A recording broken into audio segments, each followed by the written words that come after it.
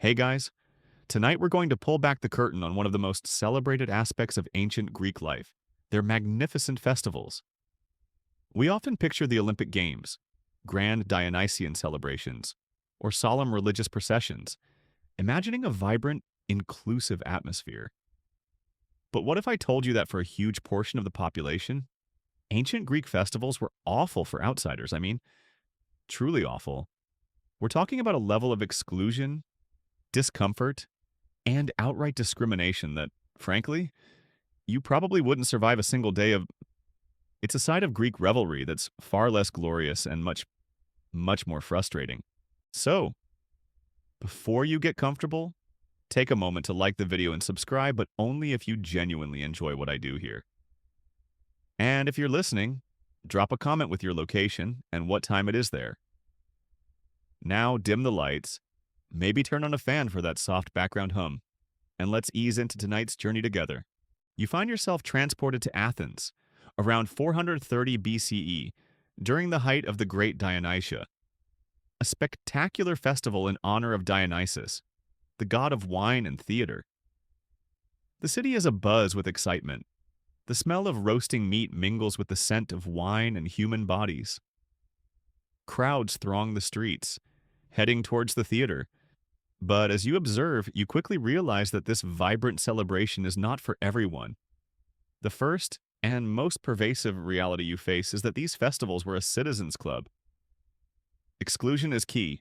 Ancient Greek society was profoundly stratified, and its festivals were a mirror of that rigid social order.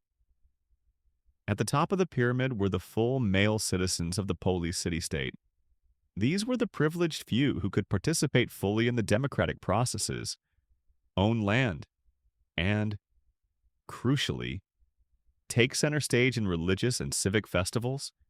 Imagine being a male Athenian citizen, proudly wearing your finest chiton, making sacrifices, attending plays, or competing in athletic contests. This festival is designed for you, by you, and about you. Your participation is not just entertainment, it's a reaffirmation of your identity, your status, and your place in the community. But then, there are the outsiders. And the term outsider in ancient Greece covered a vast and diverse segment of the population, often the majority. First, women. In most Greek city-states, particularly in democratic Athens, women, even freeborn citizens, were largely excluded from public life. Their sphere was the home oikos. While some festivals might have had specific rites or processions for women like the Thesmophoria, a festival for citizen women only, the grand public spectacles, like the Dionysia or the Panathenaia, were primarily male-dominated affairs. Imagine being a free Athenian woman, confined to your home, perhaps peering through a window or from a rooftop, listening to the distant roar of the crowd, knowing you are fundamentally excluded from the vibrant public celebration unfolding just outside your walls.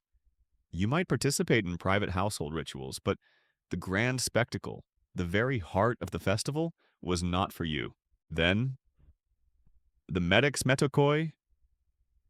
These were resident foreigners, free individuals who lived and worked in a Greek city-state but lacked citizenship. They were crucial to the economy, serving as merchants, artisans, and skilled laborers. They paid taxes and even served in the military. But they were permanent outsiders. While they might be allowed to observe some public events from a distance, or participate in certain processions often in a subordinate role. Carrying offerings. They were generally denied full, active participation in the religious rituals, the competitions, or the political aspects of the festivals. Imagine being a successful merchant in Athens, paying your dues, contributing to the city's wealth, yet constantly feeling like a second-class resident, forever on the fringes of its most joyous celebrations. Their contributions were vital, but their full inclusion was denied. And finally, the most excluded of all the slaves, douloi. This massive segment of the population, often outnumbering citizens, had no rights, no freedom, and certainly no real participation in the festivals. For them, festivals often meant more work, not less. They would be toiling behind the scenes, preparing food for feasts, setting up decorations, or cleaning up the aftermath of celebrations. Imagine being an enslaved person, listening to the distant cheers from the stadium or the theater, while you continue your unending labor, a cruel auditory reminder of the freedom and joy you are denied. For enslaved individuals, the festival was simply another day of exploitation. This pervasive exclusion was deeply embedded in the very nature of Greek identity. To be a citizen was everything, and the festivals were a powerful way to reinforce that exclusive status. The grand spectacles of drama, athletic prowess, and religious piety were performed by citizens, for citizens, cementing their collective identity and shared values. For anyone outside that exclusive circle, the festival was a constant, frustrating reminder of their marginalized status. While the precise level of exclusion varied slightly by city-state and specific festival, the general principle that Greek festivals primarily served to reinforce citizen identity and exclude non-citizens and women from full participation is widely accepted by historians. So, as you watch the vibrant, colorful spectacle of a Greek festival unfold, remember that beneath the surface of joy and celebration lay a stark reality of profound social stratification. For many, these were not joyous occasions, but rather frustrating reminders that they were on the outside looking in, observing a grand performance that was explicitly not for them. The Citizens Club exclusion is key, truly made these ancient Greek festivals awful for outsiders. It makes you incredibly grateful for inclusive public events and universal access, doesn't it? You've grasped the fundamental exclusion of Greek festivals, especially for medics and enslaved people. But even for freeborn Greek women, citizens or otherwise, participation was profoundly limited, revealing another layer of inequality women's limited view confined to the home. In many city-states, particularly democratic Athens, the grand public spectacles were largely male-dominated affairs, with women relegated to the domestic sphere or to very specific, often subordinate ritual roles. Imagine yourself as a free Athenian woman, a citizen's wife or daughter, during the great Dionysia. While your husband and sons eagerly head to the theater of Dionysus to watch the tragic and comedic plays, your place is typically in the home. The idea of women attending these public theatrical performances, especially comedies which often contained crude humor and political satire, was highly debated and largely discouraged in Athens. Imagine the frustration of hearing the distant cheers and laughter from the theater. Knowing you are explicitly excluded from this central cultural and civic event, your view of the festival is from afar, a series of muffled sounds and tantalizing glimpses. The prevailing Athenian ideology, eloquently articulated by orators like Demosthenes, emphasized that a respectable citizen woman's life should be largely unseen and unheard in public. Her virtue self-sign was linked to her modesty and her confinement to the Gynaican women's quarters of the house. This societal expectation directly translated into limited participation in public festivals. Your role was to manage the household, raise the children, and perform private religious rites within the home, not to engage in public spectacle. While some festivals did have specific roles for women, these were often highly ritualized and separate. For example, the Panathenaia, this grand procession honoring Athena, the city's patron goddess, did involve citizen women. Young, unmarried girls arephoroi carried sacred objects, and older women wove the peplos, a sacred garment presented to the goddess. However, even in this, their participation was often part of a procession, a display rather than active engagement in the athletic contest or dramatic performances that followed. Imagine walking solemnly in a procession, your role defined by ritual, while the male citizens gathered freely in the stadium or theater. Thesmophoria. This was a unique festival exclusively for citizen women, dedicated to Demeter and Persephone. It involved rituals, fasting, and feasting among women only, often in a secluded location. This offered a rare opportunity for female bonding and a temporary escape from male dominance. But it was also explicitly segregated, reinforcing their general exclusion from mixed-gender public events. Adania, a small private festival celebrated by women on rooftops, mourning the death of Adonis. Again, a female-centric ritual, but explicitly private and separate from the major public festivals. The most prominent festivals, which drew huge crowds and offered the most exciting entertainment. The Olympic Games, the Pythian Games, or the Dionysia, were overwhelmingly male affairs. Women were often forbidden from even attending the Olympic Games, with the notable exception of the priestess of Demeter Chamain. Imagine the discussions in your home, your husband and sons recounting the thrilling chariot races, the wrestling matches, or the powerful tragedies, while you could only listen, never having witnessed them yourself. Your understanding of these central cultural events was always secondary, filtered through male accounts, even for women of other city-states, like Sparta, where women had more physical freedom and participated in athletics. Their roles in major pan-Hellenic all-Greek festivals were still largely limited or distinct from men's. The prevailing Greek sentiment, though varying, generally constrained female public presence, while the precise extent of female attendance at certain festivals, particularly comedies, is still debated by historians. The consensus is that Athenian societal norms significantly restricted women's public visibility and participation compared to men. The lack of public education for girls, as we've discussed in other topics, further reinforced this limitation. Without the rhetorical training or the exposure to public discourse that male citizens received, women were simply not prepared nor expected to participate in public life or the grand debates that often accompanied these festivals. Their sphere was the oikos, and their glory was derived from managing it well and producing legitimate children. So, as you hear the distant sounds of merriment from a Greek festival, remember that for many women, the experience was profoundly limited. Their role was to manage the home, while the men enjoyed the spectacles.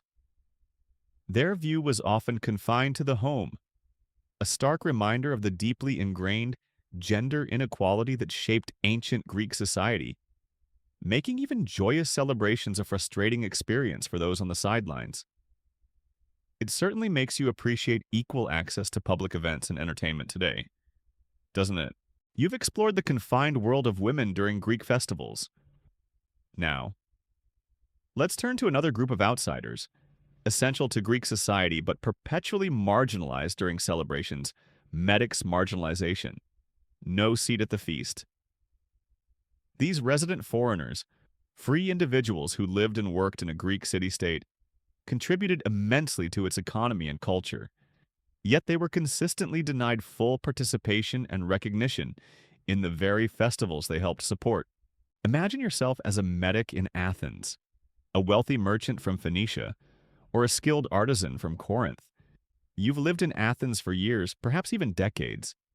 You pay your special taxes metakion. You contribute to the city's economy. You obey its laws, and in times of war, you even serve in the Athenian military, risking your life alongside citizens. You contribute your taxes to fund these very festivals. Yet when the celebrations begin, you are starkly reminded of your permanent outsider status. The most prominent form of marginalization was the denial of full participation in religious rituals. The grand sacrifices, the solemn prayers, the sacred processions that form the core of many festivals were often reserved exclusively for citizens. Imagine standing on the sidelines, watching as citizens proudly lead their sacrificial animals, offer their prayers to Athena or Dionysus, knowing that you, despite living your entire life in Athens and believing in its gods, are not permitted to partake in the most sacred moments. Your piety might be sincere, but your access is restricted. At the most important festivals, like the Panathenaia, medics might be allowed to participate in the grand procession, but often in a subordinate or symbolic role. They might carry certain offerings or wear specific, distinctive clothing that marked them as non-citizens. Imagine marching in a long, vibrant parade, but carrying a water jar or a tray of offerings, while the citizens march proudly in front. A clear visual hierarchy on display. It's a stark, public reminder of your permanent second-class status, despite your contributions. In the athletic contests, whether at the Panathenaia Games or the more famous Pan-Hellenic Games like the Olympics, medics were generally forbidden from competing. These competitions were strictly for free-born Greek citizens. Imagine being a young, strong medic, perhaps a skilled wrestler or runner, watching the athletes compete for glory and olive wreaths, knowing that your talents, however great, are denied the public arena simply because of your birth status. Your athletic prowess might be admired, but it could never bring you the civic honor of a citizen victor. At the theatrical performances, while medics might be allowed to attend, their seating might be segregated or less desirable.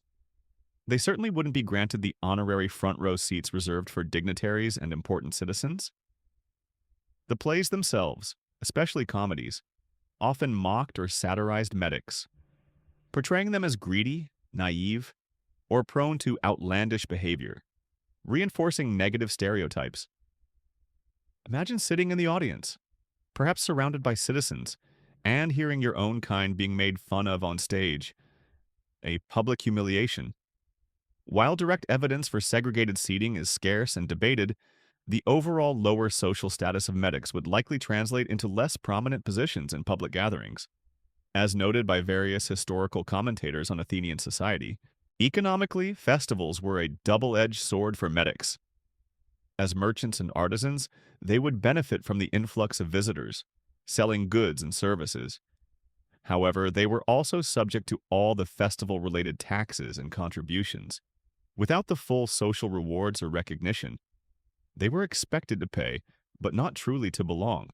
The fundamental issue was the unbridgeable divide between metoikos and polites citizen. No matter how long you lived in Athens, how wealthy you became, or how faithfully you served, you could not become a citizen unless specifically granted by a rare decree often for extraordinary service. This meant that your children and their children would also inherit your marginalized status. The festivals, designed to reaffirm civic identity, constantly highlighted this exclusion. Imagine the frustration. You've built your life here, contributed your skills, raised your family, perhaps even fought for this city. Yet, in its most joyous and defining moments, you are perpetually reminded that you are not one of them. Forever a guest, never truly a member of the family. The celebrations, meant to unite the polis, only serve to underline your profound marginalization. So, as you watch the vibrant festivities of ancient Greece, remember the many who stood on the fringes? For the medics, their marginalization was a constant, frustrating reality, reminding them that they had no seat at the feast, no true place in the heart of the polis, making the grand Greek festivals an experience of constant, quiet frustration. It certainly makes you appreciate citizenship and equal rights today, doesn't it? You've observed the confined world of women and the frustrating marginalization of medics. Now, let's confront the most brutal reality of all, a pervasive shadow that hung over every Greek festival, diminishing its joy for a vast segment of the population's slavery's shadow: forced labor. No joy. For the countless enslaved individuals in ancient Greece, these grand celebrations meant not respite, but increased toil, constant dehumanization, and a cruel, inescapable reminder of their profound lack of freedom. Imagine the days leading up to a major festival like the Panathenaia.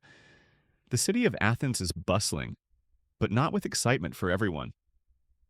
For you, an enslaved person, it means a significant increase in your already relentless workload. While free citizens anticipate parades and performances, you are toiling behind the scenes, ensuring their revelry is possible. There is no joy in the air for you, only a heightened sense of urgency and fatigue. Your tasks would be arduous and unending. You might be forced to prepare enormous quantities of food for the feast. Imagine endless hours grinding grain, kneading dough, butchering animals, and cooking over smoky fires. Your hands aching, your body perpetually tired. While the citizens are feasting, you are washing dishes, clearing tables, and serving endless rounds of wine. allowed only scraps of the celebratory meals, if anything at all. Then there's the sheer physical labor of setting up and tearing down the festival infrastructure. You'd be hauling heavy stones, erecting temporary altars, decorating public spaces, and later, cleaning up the monumental mess left behind. Imagine dragging heavy sacrificial animals through crowded streets, or scrubbing down a public space after a day of feasting and drinking. This was not voluntary civic duty, it was brutal, forced labor, performed under the watchful eyes of your owner or an overseer. For enslaved individuals working in public capacities, like the Scythian archers' state-owned enslaved police, festivals meant even greater demands. They would be on constant patrol, maintaining order in the thronging crowds, ensuring citizens behaved, and dealing with any disputes that arose. Imagine the irony: a person without rights, are enforcing the rules for free citizens who are enjoying liberties you can only dream of. Your very presence in your distinctive uniform served as a stark reminder to both citizens and enslaved people of the enforced social order. The most profound aspect of this experience was the psychological torment of proximity. You were physically present amidst the celebration. You could hear the cheers from the stadium, the music from the processions, the laughter from the banquets. You might even catch glimpses of the plays or the athletic contests, but you were not a participant. You were a servant, an invisible hand, constantly reminded of the stark contrast between your own existence and the unbridled joy and freedom experienced by your masters. This created a profound sense of isolation and dehumanization. Imagine the dull ache in your chest as you carry away a basket of discarded food from a feast, knowing you're utterly excluded from the merriment. There was no respite, no holiday, no joy for enslaved individuals during these festivals. In fact, it was often more work. While free citizens enjoyed days off, your labor intensified. Your owner might even hire you out to others for the duration of the festival, seeking to profit from the increased demand for labor. You might sleep even less than usual. Your body constantly pushed to its breaking point. The vulnerability to sexual exploitation could also increase during festivals. With alcohol flowing freely and inhibitions lowered, enslaved women and boys faced heightened risks of abuse from owners or their guests. The festive atmosphere offered no protection, only increased opportunity for exploitation. Even the public display of enslaved people was part of the festival.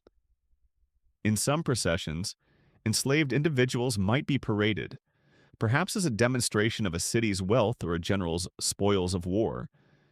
This public display further cemented their status as property, dehumanizing them in front of the very citizens who celebrated freedom. While direct, detailed accounts of slave labor during specific festivals are limited in classical texts, the economic reliance on enslaved labor across all sectors of Greek society strongly indicates their indispensable, yet unacknowledged role in facilitating public events and festivals.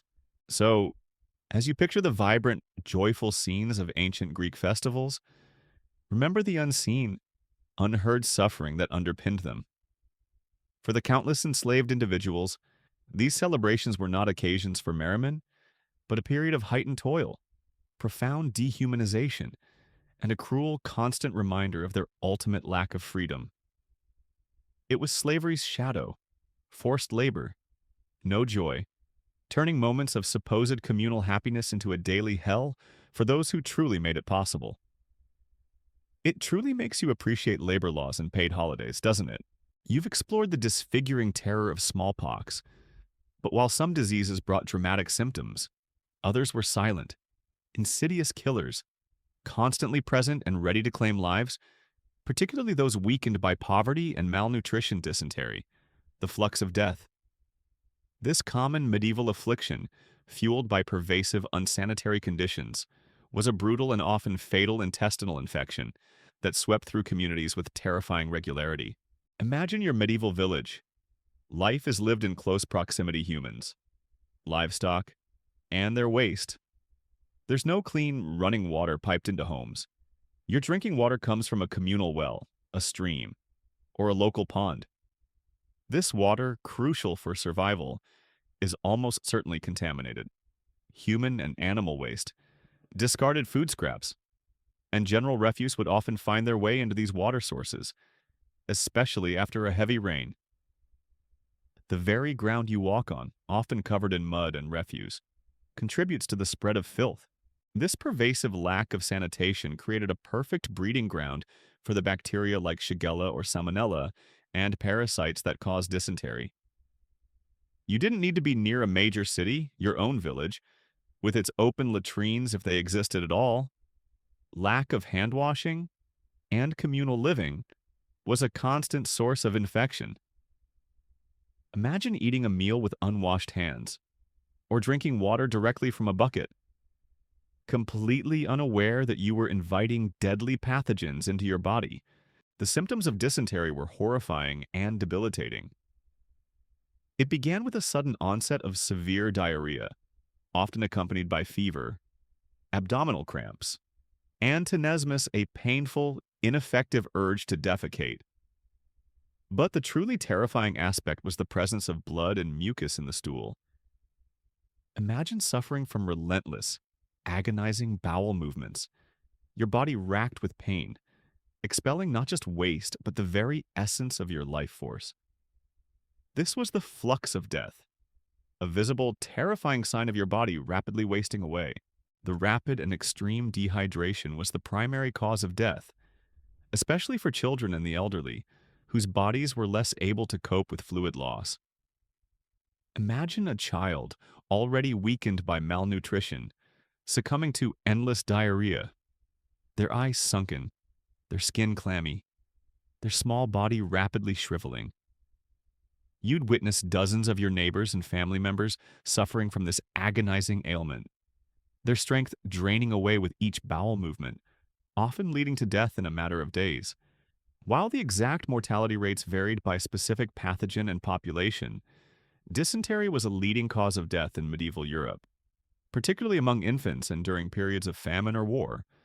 As indicated by skeletal analysis showing signs of severe childhood stress and a general lack of sanitation in archaeological contexts, there was no understanding of intravenous fluids or rehydration therapy.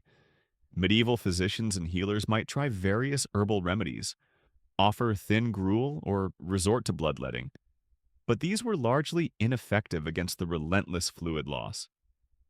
Prayer was often the only recourse for desperate families, begging for divine intervention as their loved ones withered before their eyes. The crowded living conditions in medieval villages and towns further exacerbated the spread of dysentery. In longhouses where humans and animals lived in close proximity, or in densely packed urban tenements, an outbreak could sweep through a community like wildfire. Shared communal spaces, communal eating, and the close physical contact ensured that once the disease appeared, it rarely spared anyone. This constant threat of dysentery profoundly impacted daily life. It wasn't just an episodic illness, it was a recurrent nightmare, a constant presence that could erupt at any time, especially during warmer months when bacteria thrived. The pervasive fear of it meant that even healthy individuals lived with an underlying anxiety, knowing that their own water source or their neighbor's unwashed hands could suddenly bring the flux of death to their doorstep. The economic impact was also severe. A village crippled by an outbreak of dysentery could not work its fields, leading to further hardship and potential famine. So, as you reflect on the challenges of medieval life, remember the invisible terror that lurked in every unwashed hand and every communal well? Dysentery, the flux of death, was a horrifyingly common and deadly intestinal infection, a grim testament to the pervasive lack of sanitation and medical knowledge in medieval Europe. It truly makes you appreciate clean drinking water and modern sanitation, doesn't it? You've witnessed the brutality of forced labor and the endless toil for enslaved individuals. But even if you avoided the fields, the mines, and the household, being a non-Greek or barbarian, during a Greek festival brought a unique set of challenges barbarians burden: the foreigner's fate. The deep-seated prejudice against non-Greeks often turned their festive spirit into suspicion, mockery, or even outright hostility. Imagine yourself as a traveler from a distant land, perhaps a wealthy Persian merchant, a rugged Thracian mercenary, or a curious Egyptian scholar, visiting Athens during a major festival. You might be drawn by the fame of its games, its dramas, or its religious spectacles, but the moment you step off your ship, you are immediately marked as an outsider. The Greeks had a very clear distinction between themselves and everyone else. They were Hellenes, civilized and superior, while all others were barbarians. Barbaroi, a term derived from the unintelligible barbar sound of foreign languages. This wasn't merely a linguistic difference, it was a fundamental social and cultural divide. This prejudice translated into palpable discomfort during festivals. While medics, as resident foreigners, had a defined though marginal place, true barbarians were often viewed with a mix of suspicion, disdain, and sometimes outright fear. Your foreign dress, your unfamiliar customs, and your inability to speak fluent Greek would immediately set you apart, making you a subject of curious stares, whispered comments, or even open mockery. Imagine trying to navigate the crowded streets, feeling the cold, assessing eyes of the citizens, knowing you are being judged simply for who you are and where you come from. In the grand theatrical performances, particularly the comedies, barbarians were frequently depicted as stereotypical figures: foolish, cowardly, greedy, or prone to outlandish behavior. Imagine sitting in the audience trying to follow the complex Greek dialogue, only to hear the crowd erupt in laughter at a caricature of someone from your homeland, or even a caricature that resembled you. This public mockery would be deeply humiliating, a constant reminder of your perceived inferiority in the eyes of your Greek hosts. The plays, designed to reinforce Greek identity, often did so by demonizing or ridiculing outsiders. At the athletic contests, any barbarian, regardless of their physical prowess, was strictly forbidden from competing. These games were exclusively for freeborn Greeks. Imagine being a powerful Thracian warrior, renowned in your own land for your strength, watching the athletic contest in awe, but knowing that you could never step into the arena and compete for glory? Your physical excellence, revered in your own culture, was irrelevant here. Your non-Greek birth disqualified you entirely. This denial of participation was a profound act of exclusion. Emphasizing Greek superiority, even in religious ceremonies, your participation was extremely limited or non-existent. The core rituals, the sacrifices, and the sacred processions were reserved for citizens. While some Greek gods might have foreign counterparts, the unique nature of Greek civic religion meant that foreigners were generally excluded from its most sacred aspects. You might observe from a distance, but you could not truly participate in the spiritual heart of the festival. While some foreign cults did exist in Greek cities, their integration into the major civic festivals was limited, underscoring the exclusive nature of mainstream Greek religious practice. As observed by historians studying religious inclusion, furthermore, being a foreigner during a crowded festival could make you a target for exploitation or outright hostility. Unscrupulous individuals might try to swindle you in the bustling markets. Knowing your lack of familiarity with local customs or prices, you might be more vulnerable to theft or assault, as you lack the family and civic protections afforded to citizens or even medics. Your alien status made you a convenient scapegoat for any minor trouble, or simply an easy target for petty crime. The language barrier was another constant source of frustration and isolation. Without fluent Greek, every interaction would be a struggle, relying on gestures, broken phrases, or the occasional interpreter. This linguistic barrier further isolated you, making it difficult to understand events, negotiate prices, or simply engage in casual conversation. You'd feel like a perpetual outsider, unable to fully grasp the nuances of the vibrant society around you. So, as you envision the lively, joyous Greek festivals, remember the quiet discomfort, the veiled prejudice, and the outright exclusion faced by those from beyond the Greek world. For the barbarians, their burden was the constant reminder of their foreignness. turning the celebrated Greek festivities into an experience of frustration, humiliation, and vulnerability. It truly makes you appreciate cultural exchange and multilingual access today, doesn't it? You've explored the burden of the barbarian during Greek festivals, but even for Greeks themselves, whether citizen or medic, the very nature of these celebrations, deeply intertwined with religion, brought a unique set of challenges, religious restrictions, sacred space, strict rules.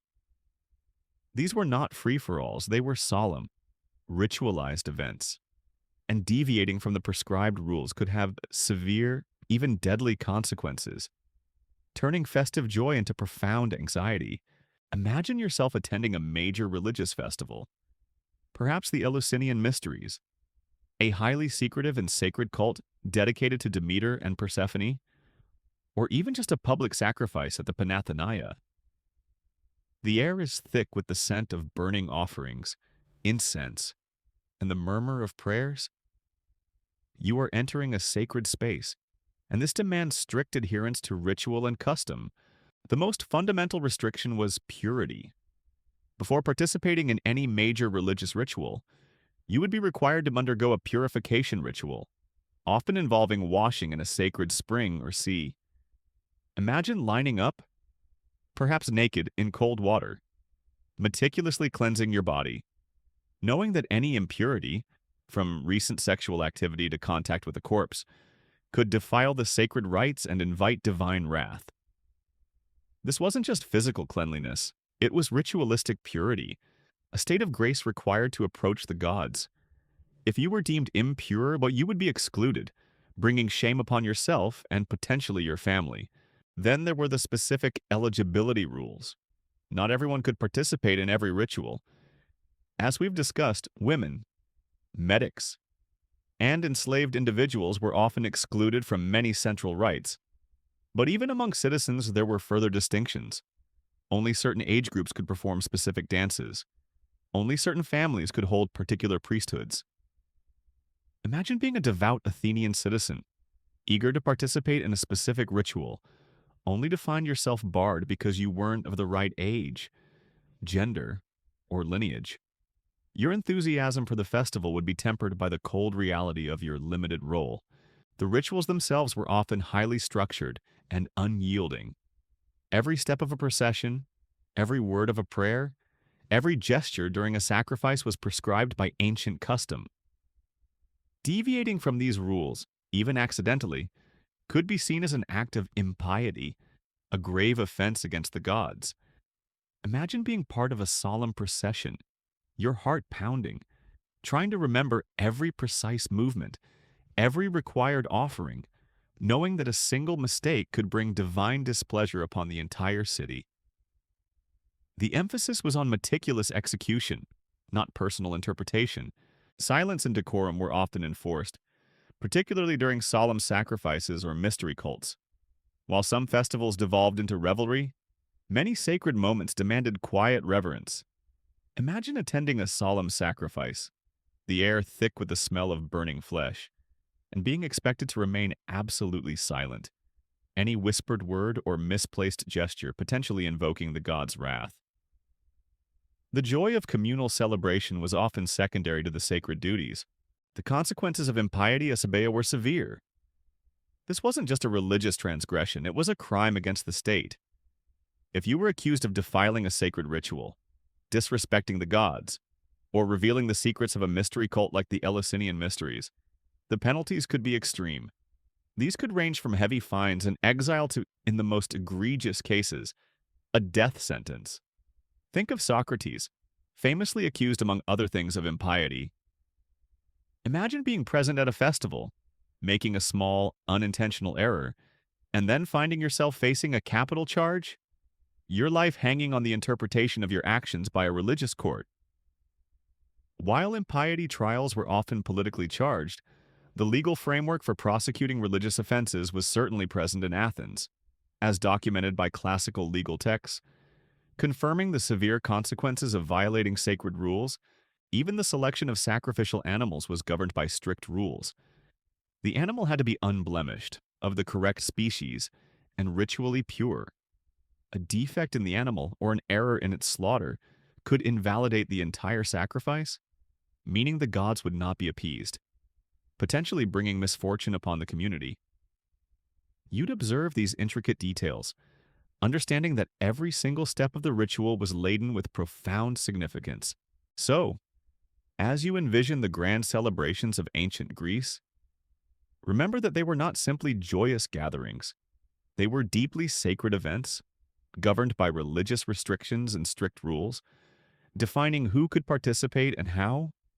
For outsiders, and even for citizens, these sacred spaces were arenas where human joy intersected with divine demands, often with terrifying consequences for those who failed to adhere to custom. It truly makes you appreciate the freedom of modern religious expression, doesn't it? You've explored the stringent religious restrictions and the fear of impiety. But beyond the sacred realm, the secular side of Greek festivals presented a different kind of peril: economic exploitation, profiteering, and price gouging. For attendees, and especially those traveling from afar, these periods of communal celebration were often ripe for unscrupulous vendors and opportunistic locals to exploit desperate visitors, turning festive spending into financial hardship. Imagine arriving in Olympia for the famous Olympic Games. You've traveled for weeks, enduring hardship and expense. The excitement is palpable, but so is the immediate pressure on your purse. Accommodation, already scarce in a remote sacred site that only temporarily swelled with tens of thousands of visitors, would be incredibly expensive. Imagine trying to find a place to sleep, perhaps a crude tent pitched outside the sacred precinct, or a cramped spot in an overcrowded inn, and paying exorbitant prices for it. Your meager savings would quickly dwindle just on basic shelter.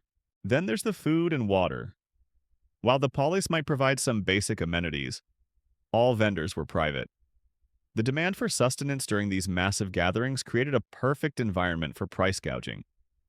Imagine paying outrageous sums for a simple piece of bread, a handful of olives, or a skin of stale water, knowing that you had no choice but to buy it or face hunger and thirst.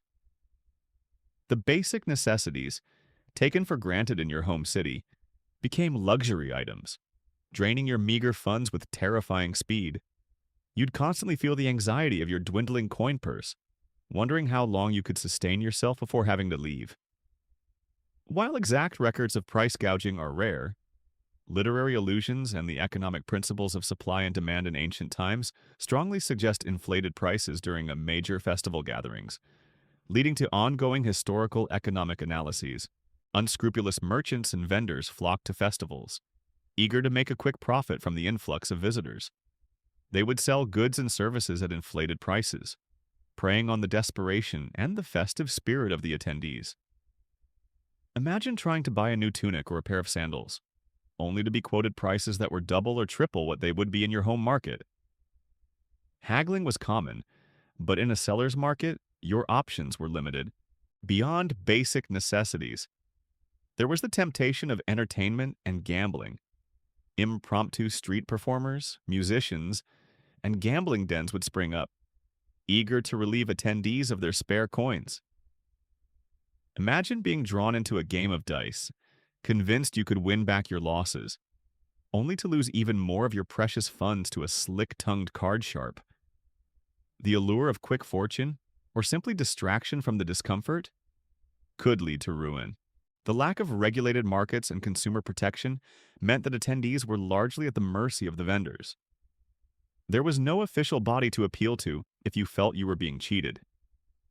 Your only recourse was to simply avoid unscrupulous vendors, a difficult task in a crowded, chaotic environment where you were already a stranger. Furthermore, the very act of traveling to the festival involved significant economic outlay. You had to pay for passage on a ship or for overland transport, and for provisions for the journey. This initial investment in attending the festival meant that you were already financially vulnerable upon arrival. Imagine spending weeks' worth of wages just to get to Olympia, only to find that basic survival there cost even more than you anticipated. For the medics and the poor free citizens who managed to attend, this economic exploitation was particularly crushing. They had fewer resources to begin with and were more susceptible to being ruined by inflated prices. Their hope for enjoyment and participation could quickly turn into a desperate struggle to simply survive the duration of the festival. Even for the wealthy, the cost of attending major festivals with their retinues and lavish displays was substantial. While they could afford it, the principle of economic exploitation remained, turning what should have been a celebration into a transactional ordeal. The irony, of course, was that many of these festivals were publicly funded or benefited from public contributions and taxes. The very money you paid if you were a medic or a wealthy citizen contributed to the creation of an event where you, as an attendee, were then financially exploited by those eager to profit from the gathering. So, as you envision the grand spectacles of ancient Greek festivals, remember the unseen financial drain they inflicted on attendees. For many, particularly those traveling from afar, these were periods of intense economic exploitation, where profiteering and price gouging turned joyous celebrations into anxious financial ordeals. It truly makes you appreciate consumer protection laws and fixed pricing, doesn't it? You've witnessed the rampant economic exploitation at Greek festivals. But even before you reach the bustling, overpriced sacred sites, the journey itself presented immense challenges and dangers. Travel trauma, dangerous journeys, no guarantee. For most ancient Greeks, traveling to a major festival was a perilous undertaking, fraught with risks from nature, bandits, and disease, with no safety net to catch those who faltered.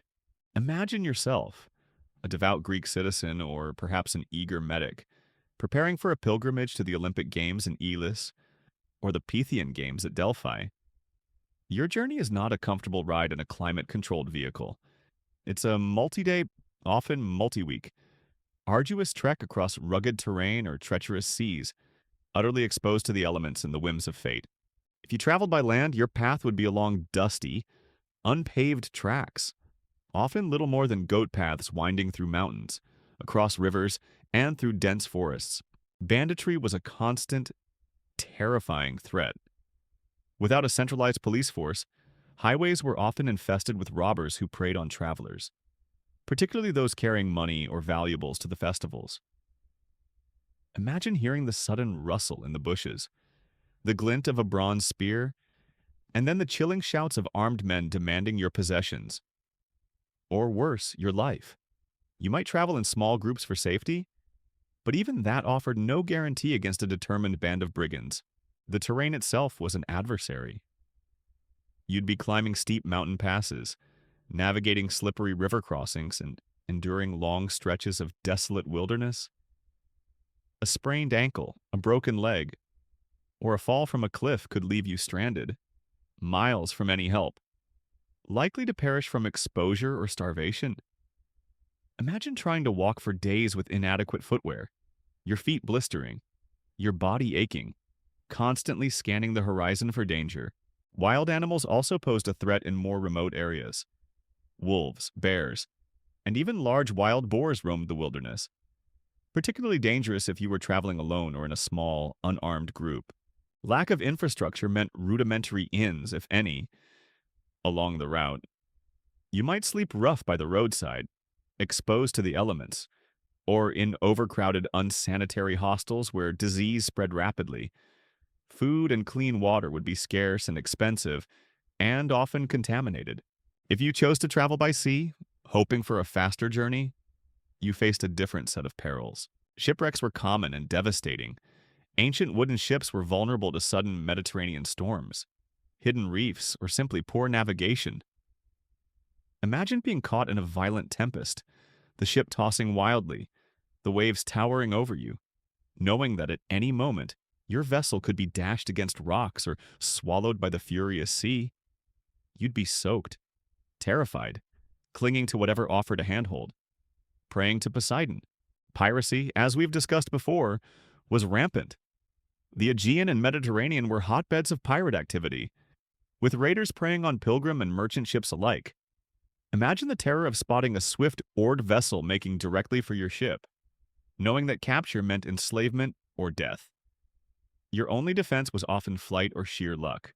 Disease on board was a constant threat due to cramped, unsanitary conditions, and lack of fresh water and food. Dysentery and scurvy could sweep through passengers and crew alike, leaving you weakened and vulnerable. The journey was also a significant financial burden. You had to pay for your passage, for guides if traveling by land, for food and water along the way, and for any necessary equipment. A theft or a lost bag could mean the end of your pilgrimage, forcing you to turn back or face desperate measures. For many, the cost of travel alone was immense, a significant investment of their meager savings. There was no guarantee of arrival, let alone safety. If you fell ill along the way, there were no widespread medical facilities to assist you. If you were robbed, there was no police force to recover your belongings. If your ship sank, there were no search and rescue operations. Your survival depended almost entirely on your own resilience, your luck, and the kindness of strangers, a rare commodity in a harsh world. You would embark on these journeys with fervent prayers to the gods, acknowledging the immense risks involved. The experience of travel trauma meant that only the most determined, or those with significant resources, could undertake such pilgrimages regularly. For the vast majority, traveling to a major festival was a once-in-a-lifetime endeavor, if it happened at all, a testament to immense personal sacrifice and a willingness to face truly terrifying dangers. So, as you imagine the throngs of people converging on ancient Greek festival sites, remember the perilous journeys they undertook. For many, their excitement was tempered by the very real threat of travel trauma, facing dangerous journeys with no guarantee of ever arriving or ever returning home. It truly makes you appreciate modern public transportation and travel insurance, doesn't it? You've witnessed the brutal travel traumas, the stringent religious rules, and the economic exploitation at Greek festivals. As we conclude our exploration of why ancient Greek festivals were often awful for outsiders, let's reflect on a gilded cage festivals of inequality. These grand celebrations, for all their brilliance and cultural significance, were fundamentally built upon a foundation of profound exclusion, discomfort, and even suffering for those who were not privileged citizens, leaving a complex and often unsettling legacy. Imagine reflecting on a grand Greek festival. Years later, the memories are vivid, the chanting, the spectacle, the energy, but for a vast segment of the population, these memories would be tinged with frustration, humiliation, or even fear. The most glaring part of this legacy is the pervasive exclusion and hierarchy. Greek festivals were not inclusive celebrations of shared humanity. They were powerful rituals that explicitly reinforced the rigid social order. Citizens, particularly male citizens, were at the absolute center, enjoying full participation and recognition. Everyone else, women, medics, resident foreigners, and enslaved individuals, was relegated to the margins, denied full participation, and often reminded of their subordinate status. This inherent inequality was woven into the very fabric of the celebrations. The very concept of outsider was central to how these festivals functioned, defining who belonged and who did not. This exclusion created a psychological burden for those on the outside. Imagine the frustration of a medic who contributed to the city's prosperity but was denied a seat at the feast, or the quiet despair of an enslaved person forced to labor through the festivities. The constant visual and auditory reminders of the joy and freedom denied to them would have been a profound form of torment, turning supposed moments of communal happiness into painful reminders of their subjugation. The festivals were also rife with economic exploitation. For travelers and non-citizens, the inflated prices for basic necessities, the lack of consumer protection, and the vulnerability to unscrupulous vendors turned what should have been a joyous occasion into a financial ordeal. The very act of attending could lead to significant economic hardship, reminding attendees that even sacred gatherings had a harsh commercial underside. Furthermore, the physical dangers associated with attending festivals were immense. The perilous journeys, whether by land or sea, presented constant threats from bandits, pirates, natural disasters, and disease. For many, simply reaching the festival grounds was an act of immense courage and luck, with no guarantee of safety or return. This added a layer of profound anxiety to the experience, making the fleeting moments of joy hard-won indeed. Finally, the religious and cultural aspects, while core to the festivals, also impose strict limitations and potential penalties. The fear of impiety, the rigid rules of ritual purity, and the possibility of severe punishment for transgressions created an atmosphere where adherence to custom often outweighed genuine joyous celebration. For foreigners, the language barrier added another layer of isolation and potential misunderstanding, further alienating them from the spiritual heart of the event. So, as you reflect on the grandeur of ancient Greek festivals, remember that their brilliance was often contained within a gilded cage. For those on the inside, they were vibrant celebrations of identity and faith.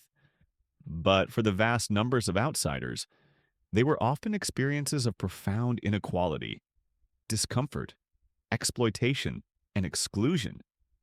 This legacy reveals that even the most cherished traditions of a supposedly enlightened civilization could be deeply flawed, built upon a foundation of prejudice and suffering that made these festivals truly awful for outsiders.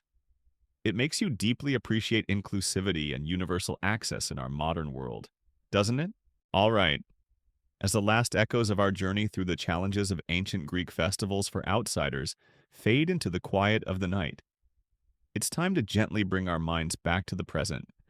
You've walked among the crowds, felt the sting of exclusion, and grappled with the profound ironies of a celebrated society. It's a powerful reminder that history, in its quietest corners, often reveals the most poignant truths about human societies and the long, winding path towards true inclusivity.